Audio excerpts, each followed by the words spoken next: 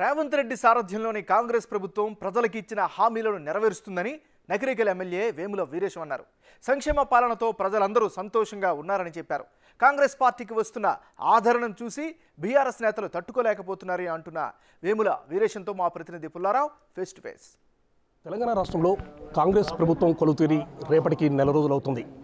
ఈ నెల రోజుల వ్యవధిలో రేవంత్ రెడ్డి సర్కార్ ఏ విధంగా పరిపాలన ముందుకు సాగించింది, ప్రజలు ఏ విధంగా స్పందిస్తున్నారు విషయంపై నకిరేకల్ ఎమ్మెల్యే వేముల వీరేశం ద్వారా తెలుసుకుందాం. సార్ చెప్పండి, రేపటితో మీ సర్కారు ఏర్పడి 1 మంత్ అవుతుంది. సో ఈ 1 మంత్లో తీసుకున్న నిర్ణయాలు ఏంటి, అదేవిధంగా మీ నిర్ణయాలను ప్రజలు ఏ విధంగా చూస్తున్నారు?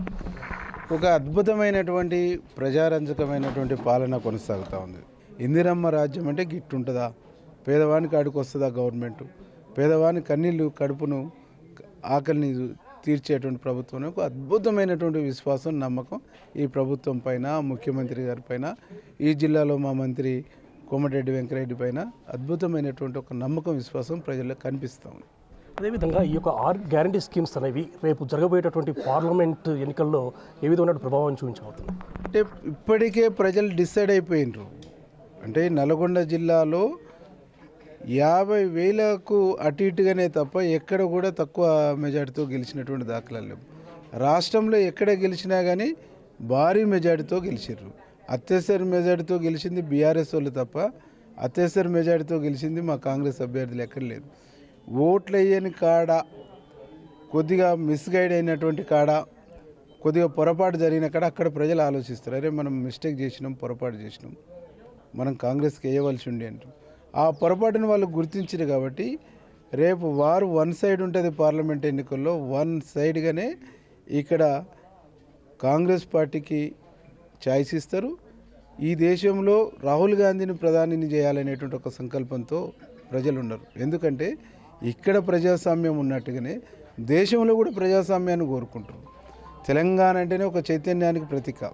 చైతన్యంతో కూడుకున్నటువంటి పోరాటాలు, ఉద్యమాలకు పురుడు పోసినటువంటి ఈ గడ్డ. కాబట్టి దేశంలో కూడా ప్రజాస్వామ్యం ఇటనే కావాలనేటువంటి చర్చ గ్రామాలలో స్టార్ట్ అయింది. మనిషికి మాట్లాడే హక్కు, మనిషికి జీవించే హక్కు, ప్రశ్నించే హక్కు, అడిగే హక్కు, దరఖాస్తు చేసుకునే హక్కు, నచ్చిన రాజకీయాలు చేసే హక్కు, ఇవన్నీ కూడా తెలంగాణ ప్రజలు సమాజం కోరుకుంటుంది. తెలంగాణ సమాజం కోరుకున్నటువంటి ఆ చైతన్యాన్ని, వారికి ఉండేటువంటి హక్కుల్ని పరిరక్షించుకునేటువంటి ఒక స్వేచ్ఛను ఇప్పుడు ఇచ్చారు. కాబట్టి రేపు దేశంలో కూడా అది కోరుకుంటారు. దేశంలో ప్రజాస్వామ్యం కావాలని కోరుకుంటారు.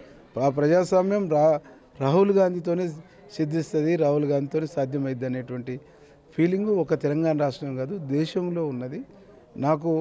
నేను ఇంతకుముందు విద్యార్థి మూమెంట్లో, లెఫ్టిస్ట్ మూమెంట్లో పనిచేసినాను. కాబట్టి చాలా రాష్ట్రాలలో నాకు పరిచయాలు ఉన్నటువంటి ఫ్రెండ్స్ కానీ, స్నేహితులు కానీ వాళ్ళు ఒకటే అంటారు, ఈ దేశంలో మార్పు రావాలి, కాంగ్రెస్ కావాలని ఈ రాష్ట్రంలో ఎట్లన్నారు, దేశంలో కూడా మార్పు రావాలి, కాంగ్రెస్ కావాలి, రాహుల్ రావాలి అని చెప్పేసి ఈ నినాదంతో ప్రజలు రేపు దేశంలో రాహుల్ గాంధీకి పట్టం కట్టేటువంటి అవకాశం 100% ఉంది.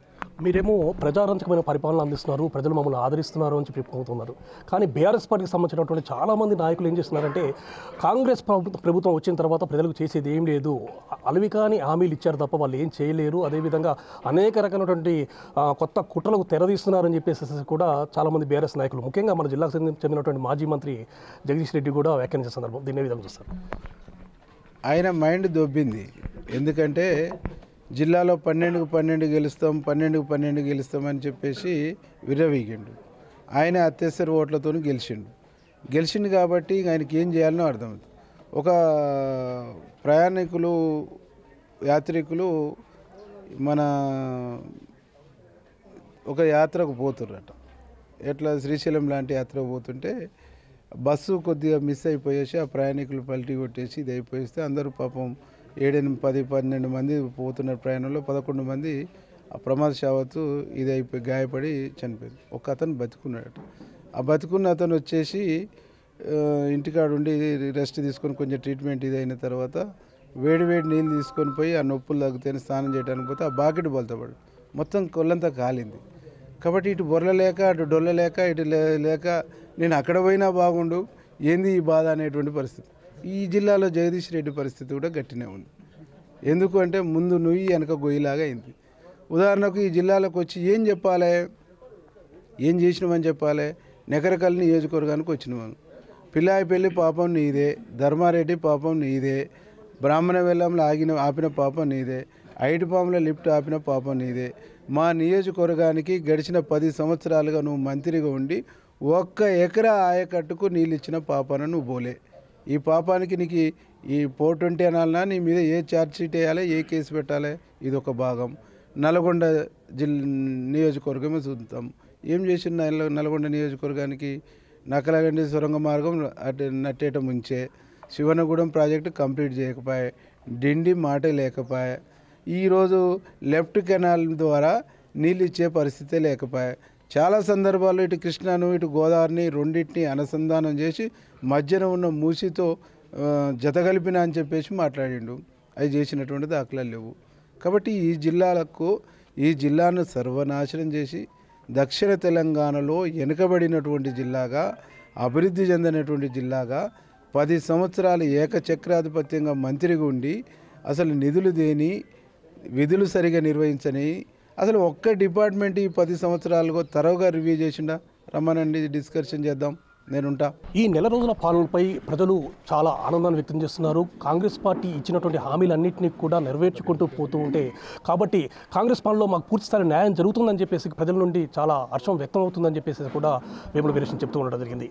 నకలకల్ నుండి కెమెరా రవితో పుల్లారావు, బిగ్ టీవీ.